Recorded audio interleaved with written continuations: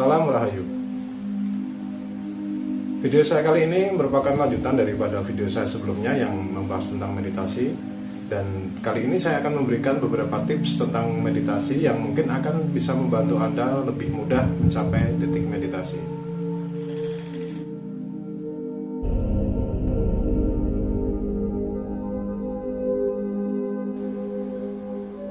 Para sahabat pecinta dunia mistis, dunia supranatural dan spiritual, terima kasih sudah kembali mengunjungi channel Meditasi Kesadaran bersama saya, Master Clay. Buat Anda yang baru pertama kali gabung dengan channel ini, silahkan klik tombol subscribe dan bunyikan loncengnya, karena akan banyak video menarik dan ilmu-ilmu dari supranatural maupun spiritual yang akan saya bagikan, ataupun nanti ada sahabat-sahabat saya yang membantu saya membagikan kepada Anda semua. Sedikit mengingatkan poin penting tentang bahasan yang sudah kita sepakati di video saya sebelumnya, yaitu ada 2 poin. Yang pertama adalah alih-alih kita melakukan meditasi untuk mendapatkan sesuatu, kita terlebih dulu melakukan sesuatu untuk mendapatkan meditasi atau mencapai meditasi. Poin kedua, bahwasanya meditasi itu hanya bisa didapatkan pada fase gelombang otak alfa dan theta. Bagi Anda yang belum menyaksikan video tersebut, linknya saya tulis di atas dan ada juga di deskripsi.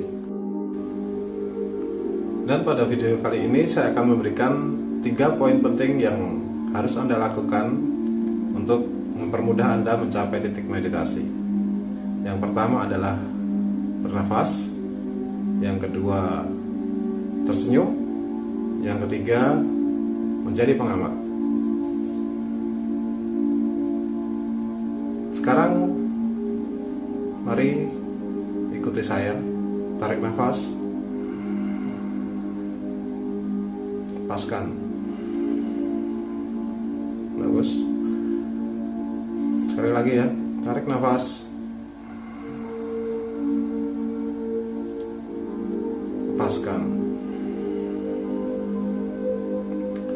Sekarang coba Anda rasakan, ada nggak perbedaan kesadaran dalam diri Anda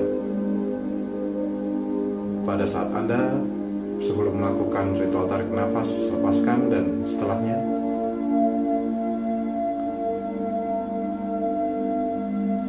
Seperti orang yang sedang melamun. Pada saat kita ada masalah, kita mencari solusinya, terus-menerus memikirkan solusinya, sampai pada satu titik sama sekali nggak ada solusi. Orang biasanya akan menghela nafas dan semuanya hilang. Seolah-olah dia habis pergi kemana dan dia kembali ke dirinya sendiri.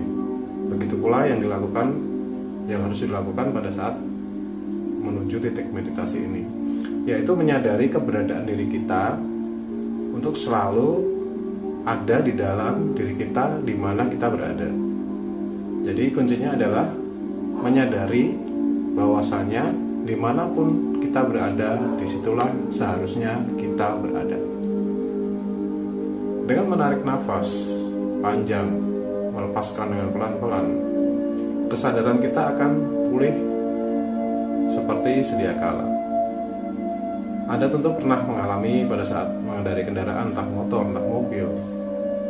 Anda berkendara begitu saja dari rumah ke tempat kerja Anda, rutinitas setiap hari, dan Anda merasa tiba-tiba sudah sampai di tempat kerja atau di tempat tujuan Anda, tanpa menyadari apa yang Anda lihat, apa yang Anda temui selama di perjalanan. Disitulah seringkali kita itu melepaskan kesadaran kita entah kemana, dan kita tidak bisa selalu mengontrol kesadaran. Inti dari meditasi kesadaran adalah selalu menyadari keberadaan diri kita dan bisa mengontrol kesadaran kita secara utuh. Yang kedua adalah tersenyum. Tersenyum hanya bisa dilakukan oleh orang yang bahagia. Tidak mungkin orang yang sedang marah bisa tersenyum, orang yang sedang sedih tidak bisa tersenyum. Hanya orang yang bahagia yang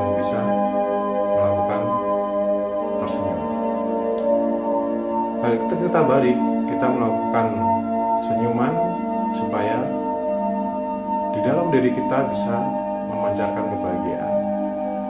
Karena apa? Dengan kesadaran yang sudah kita dapatkan ditambah lagi dengan senyuman, artinya kita sadar bahwasanya kita melakukan praktek meditasi ini dengan penuh kesadaran dan kesenangan, kebahagiaan. Bukan kita melakukan meditasi untuk mendapatkan kebahagiaan, tapi kita lebih dulu bahagia sehingga kita bisa melakukan meditasi. Oke. Yang ketiga adalah menjadi pengamat. Pikiran adalah sesuatu yang sangat liar. Pikiran itu seperti anak kecil yang lagi senang-senangnya bermain. Jadi pada saat anak kecil tersebut ditahan atau dipaksa untuk berhenti bermain, maka yang terjadi adalah dia akan meronta-ronta dan memberontak untuk keluar dari belenggu supaya dia bisa bermain sesuka hati dia. Begitu pula dengan pikiran kita. Kita tidak bisa membelenggu pikiran kita supaya berhenti. Yang bisa kita lakukan adalah kita menjadi pengamat.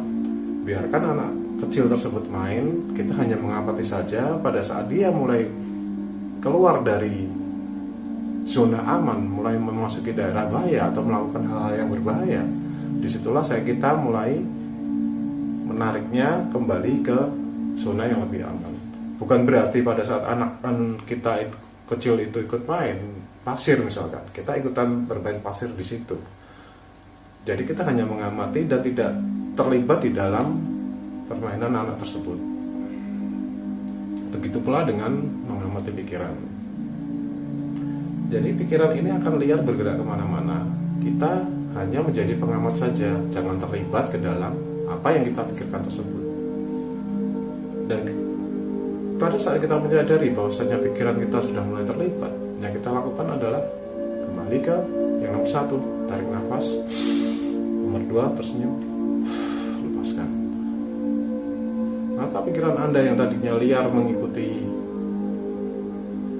angan-angan ataupun bayangan-bayangan akan kembali lagi menjadi satu dengan tubuh Anda.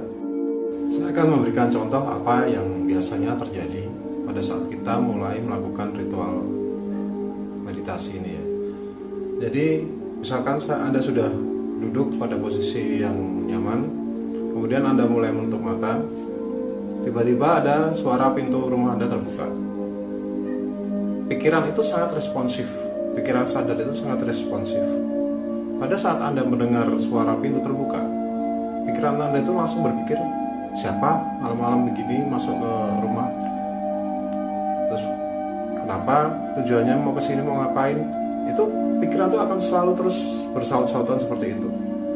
Dan ketika kita mengamati, menjadi pengamat pikiran, kita mengetahui bahwasanya pikiran kita bergerak ke sana. Yang harus kita lakukan adalah kembali lagi, kita tarik nafas, senyum, lepaskan, kembalilah lagi kepada diri Anda sendiri dan lanjutkan praktek Anda. Seandainya pikiran Anda tidak bisa melepaskan diri dari suara tersebut, keingintahuan Anda sangat besar terhadap siapa yang datang dan itu sangat mengganggu Anda. Ya sudah, selesaikan dulu meditasi Anda. Tenangkan diri Anda dulu dan boleh dilanjutkan saat itu juga atau besok hari boleh dilanjutkan. Contoh yang kedua, misalkan pada saat kita sudah mulai melakukan meditasi, sudah duduk, sudah memejamkan mata, nafas sudah mulai tenang, tiba-tiba tetangga Anda atau di dekat Anda ada yang menyetel lagu yang Anda nggak suka. Misalkan Anda seorang penggemar jazz, kemudian di dekat Anda ada suara orang menyetel dangdut sangat kencang atau musik metal yang sangat kencang, sehingga Anda merasa terganggu. Nah, yang harus Anda lakukan adalah Anda mengamati perasaan, Anda mengamati rasa Anda. Anda dengarkan saja lagu itu, nikmati saja, dan Anda tidak akan bisa menghentikan lagu itu dengan cara apapun selama Anda masih duduk di tempat Anda meditasi.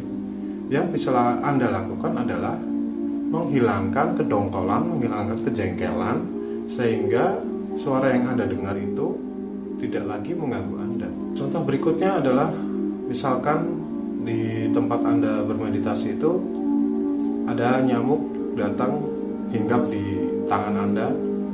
Kemudian Anda mulai berpikir, wah, ini pasti akan mengganggu saya. Ya sudah, kalau memang itu tidak akan mengganggu, usir dia dengan pelan. Lanjutkan meditasi Anda. Daripada Anda menahan digigit nyamuk, menahan gatal, menahan ini, lama-lama Anda menjadi jengkel sendiri, itu juga nggak akan bisa melanjutkan meditasi Anda ke dalam titik yang lebih dalam. Begitu pula pada saat Anda sudah mulai memasuki fase yang lebih dalam, Anda akan mendapatkan visual-visual seperti cahaya atau bayangan, atau kemudian biasanya akan datang sosok-sosok yang Anda kagumi, sosok-sosok yang Anda ingin untuk temui pada saat berada di alam kesunyian, entah itu tokoh agama zaman dulu atau mungkin tokoh spiritual seperti ya mungkin Nyi Roro Kidul lah, atau Ratu Pantai Selatan, atau kiai siapa. Anda akan mendapatkan visual seperti itu. Nah, itu pun sebenarnya juga jangan ditanggapi, jangan direspon, karena apapun itu selama Anda bisa merespon, selama Anda bisa memikirkan, maka Anda akan kembali ke stage beta. Kalau di Jawa dikenal dengan istilah ojo bumunan, jangan terlalu gampang heran. Jadi siapapun yang hadir, kita jangan terlalu excited ya, jangan terlalu bergembira bahwasanya aduh, meditasi saya berhasil, saya bisa menemui tokoh ini, saya sosok ini datang pada saya. Sebenarnya tujuannya tuh jangan ke situ dulu. Kalaupun nanti mau ke sana boleh, tapi ya itu tadi, sampai dulu pada titik meditasimu, baru nanti akan melanjutkan ke titik berikutnya boleh. Karena apa? Karena pada fase-fase ini itu sangat riskan terjadinya gangguan-gangguan secara halusinasi. Seperti Anda mungkin pernah melihat gambar ya di Google atau di mana, sosok Satria si Arjuna misalkan, dia duduk bermeditasi, kemudian dikelilingi oleh cewek-cewek cantik, diceritakan bidadari turun mengganggu dia dengan segala macam rayuannya. Kalau menurut saya itu hanyalah suatu simbol bahwasanya pada saat kita melakukan ritual menuju titik meditasi, gangguan yang paling berat adalah datangnya visual-visual dari apa yang sangat kita inginkan. Jadi apa yang sangat kita inginkan di alam bawah sadar kita, apa yang kita inginkan itu akan muncul secara visual pada saat kita mulai masuk ke fase theta. Karena di sana halusinasi itu mulai kencang, mulai sering berdatangan. Nah, di sini bagaimana kita membedakan apakah itu halusinasi ataukah itu memang sosok gaib yang mendatangi kita? Kalau saya pribadi, saya tidak pernah mempedulikan siapapun yang datang pada saat saya bermeditasi, karena saya bermeditasi itu untuk menemui diri saya sendiri, bukan untuk menemui siapapun. Biasanya setelah saya tidak merespon, seperti tadi suara tetangga datang atau suara musik dangdut tadi yang saya berikan contoh di awal, saya kembali dengan kesadaran saya sendiri, kembali ke menyatu dengan keberadaan saya di mana saya berada. Biasanya yang terjadi, mereka itu akan hilang. Ini yang nanti akan membedakan mana halusinasi, mana benar-benar sosok gaib tersebut datang kepada kita. berinteraksi dengan sosok gaib. Jadi saya ulang lagi ya, ada 3 hal yang harus selalu dilakukan pada saat belajar menuju titik meditasi. Yang pertama bernafas, yang kedua tersenyum, yang ketiga menjadi pengamat. Jadi saya pikir sampai di sini dulu pembahasan saya, karena pembahasan berikutnya mungkin akan lebih spesifik.